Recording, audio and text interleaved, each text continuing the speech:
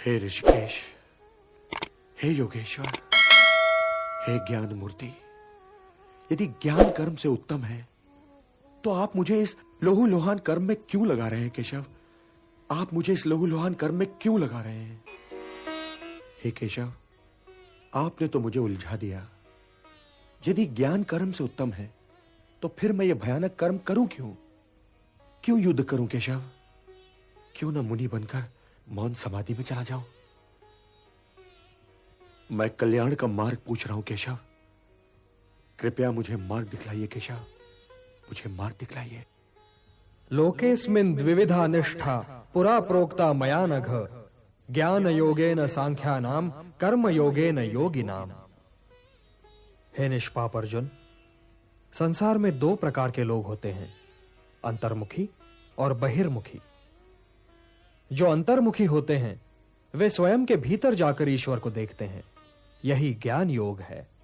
और जो बहिर्मुखी होते हैं वे स्वयं से बाहर निकलकर उसे प्राप्त करने का प्रयत्न करते हैं, किंतु कर्म से छुटकारा नहीं, क्योंकि स्वयं के भीतर जाकर उसे खोजना भी तो कर्म ही है। हे कुंती पुत्र, मार्ग तो यही दो हैं, एक ज्ञान योग का और दूसरा कर्म योग का। हे केशव, तो फिर मैं ज्ञान योग के ही मार्ग पर क्यों न चलूं?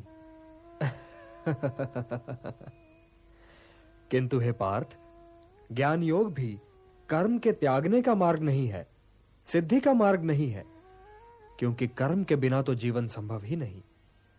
आंखें हैं तो वे अवश्य देखेंगी, पलकें हैं तो वे अवश्य झपकेंगी, कान हैं तो वे अवश्य सुनेंगे। जो कर्मेंद्रियों के आड़े आए, जो उन्हें बलपूर्वक रोककर उनका दमन करके विषयों का चिंतन करे, वो योगी नहीं, वो ज्ञानी नहीं, वो तो मिथ्याचारी है। सिद्ध पुरुष इंद्रियों को अपने वश में करता है, उनका दमन नहीं करता पार्थ। वो आंखें बंद करके नहीं जीता। कर्म बिना तो शरीर की यात्रा संभव ही नहीं। व्यक्ति सांस तो लेगा ही ना पार्थ।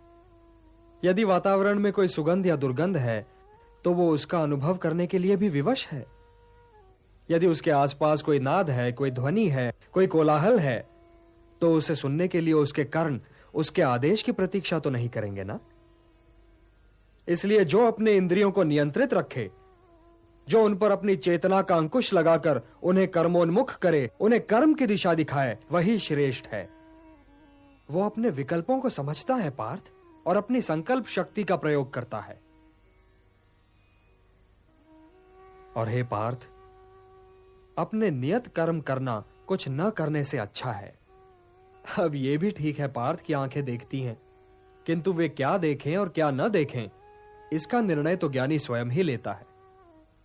वो आंखों को देखने की, कर्णों को सुनने की और पांवों को चलने की खुली छूट नहीं देता। विकल्प के इसी मोड़ पर ज्ञानी और अज्ञानी के अंतर का भेद खुलता है पार्थ। इसलिए कर्म तो आवश्यक है, क्योंकि उसके बिना तो शरीर का निर्वाह संभव ही नहीं। किंतु हे पार्थ, ज्ञानी पुरुष की भांति कर्म करो, ज्ञानी पुरुष की भांति।